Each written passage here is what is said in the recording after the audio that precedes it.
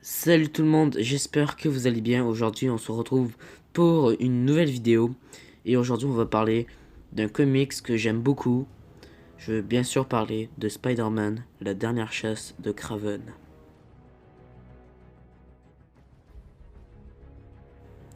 Le comics parle de la dualité entre Kraven le chasseur et Spider-Man. Dans le comics, Kraven a enfin réussi à tuer Spider-Man.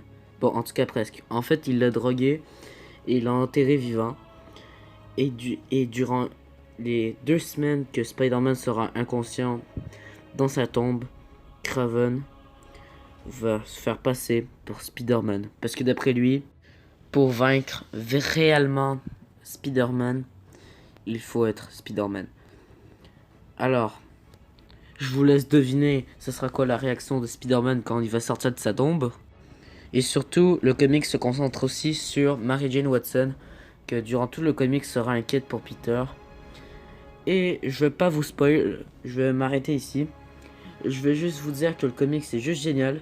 Et il a plein de points positifs. Et c'est un véritable chef-d'œuvre. C'est un peu comme le The Killing Joke, mais pour Spider-Man.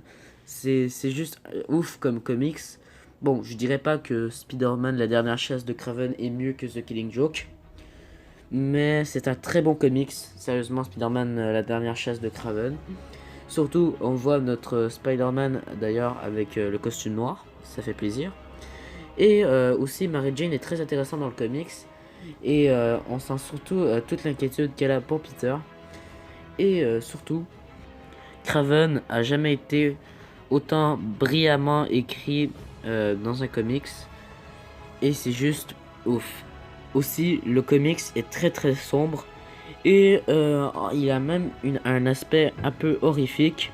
Et il n'y a pas juste Mary Jane, Kraven et Spider-Man dans le comics, il y a aussi le super vilain Vermine, qui est pas très connu, mais c'est un genre de monstre bizarre qui vit dans les égouts.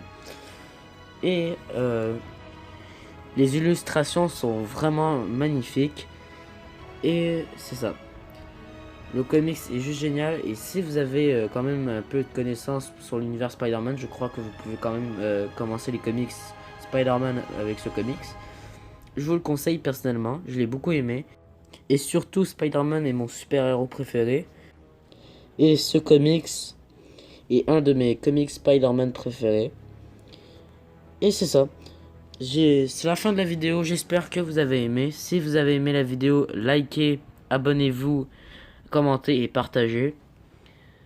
C'était Panda Comics. À la prochaine. Ciao.